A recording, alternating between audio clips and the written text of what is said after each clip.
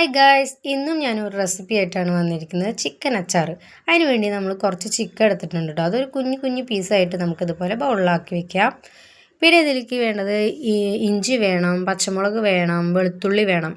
ഇഞ്ചി ഒരു പാതി മതി, വെളുത്തുള്ളിയും ഒരു 5-6 അല്ലി, പിന്നെ പച്ചമുളക് 3 കേട്ടോ.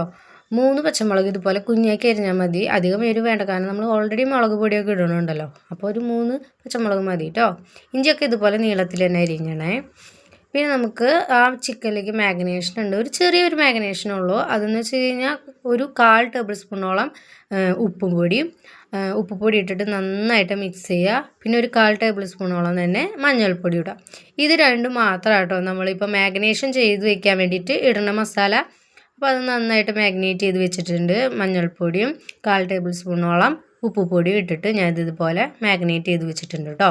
ഇനി നമുക്ക് പാനിലേക്ക് ഇത് വറക്കാനായിട്ടുള്ള ഓയിൽ ഒഴിക്കാം. ഞാൻ ഓയിലാട്ടോ വറക്കണത്.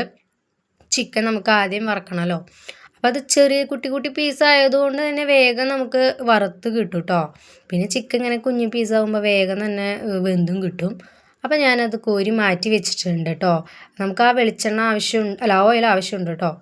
ഇനി നമുക്ക് ഒരു പാൻ എടുത്തിട്ട് അതിലേക്ക് കടുക് ഒരു 1/2 ടേബിൾ സ്പൂണോളം എന്നുള്ള രീതിയിൽ ഇടുക. പിന്നെ അതിന് പാതി ഉലുവി ഇടുക. എന്നിട്ട് ഇതൊന്ന് നമുക്ക് നന്നായി പൊട്ടിച്ചെടുക്കാം കേട്ടോ. ഈ ഉലുവയും ഈ കടുകും ഇങ്ങനെ പൊട്ടി വരണം. കരിഞ്ഞു പോയറ് നമ്മുടെ ഉലുവ കരിഞ്ഞു പോയത് കേട്ടോ. ഇനി നമ്മൾ നേരത്തെ മാറ്റി വെച്ച ആ എണ്ണ ഒഴിച്ച് കൊടുക്കുക കേട്ടോ. ആ എണ്ണയിൽ തന്നെ നമുക്ക് നമ്മുടെ അച്ചാർ ഉണ്ടാക്കിയെടുക്കാം.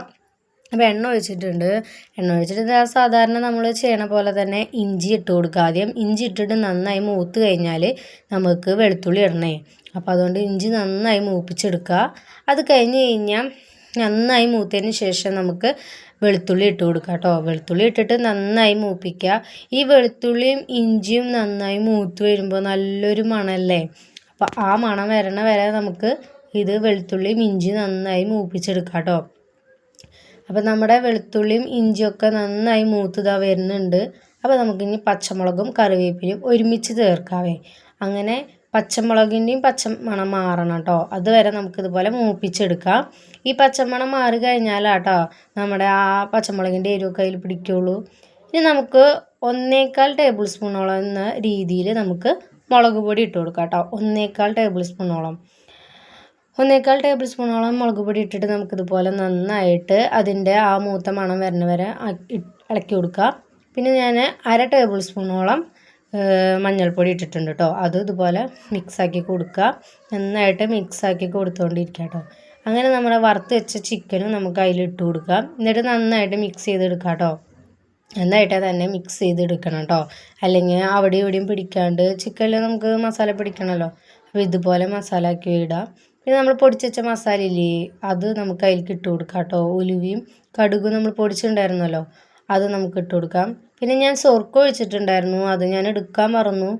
അതെൻ്റെ കയ്യിൽ നിന്ന് വീഡിയോ വിട്ടുപോയി, എഡിറ്റ് ചെയ്യുന്നതിൽ വിട്ടുപോയി, അതാണ്. അപ്പോൾ സോർക്ക് ഒഴിച്ചിട്ടുണ്ട്. പിന്നെ നമുക്ക് കായപ്പൊടി ഇട്ട് കൊടുക്കാം. കായപ്പൊടി നമ്മൾ ലാസ്റ്റാട്ടോ ഇടുന്നത്. സോർക്ക് ഒഴിച്ചതിന് ശേഷമാണ് നമ്മൾ കായപ്പൊടിയും ഇട്ട് കൊടുക്കുന്നത്. അത് എന്നിട്ട് നന്നായി ഇളക്കി എടുക്കുക കായപ്പൊടി ഇട്ടിട്ട്. അങ്ങനെ നമ്മുടെ ചിക്കൻ അച്ചാർ റെഡി. നിങ്ങളെല്ലാവരും ട്രൈ ചെയ്ത് നോക്കുമെന്ന് വിചാരിക്കുന്നു. നല്ല ടേസ്റ്റാട്ടോ.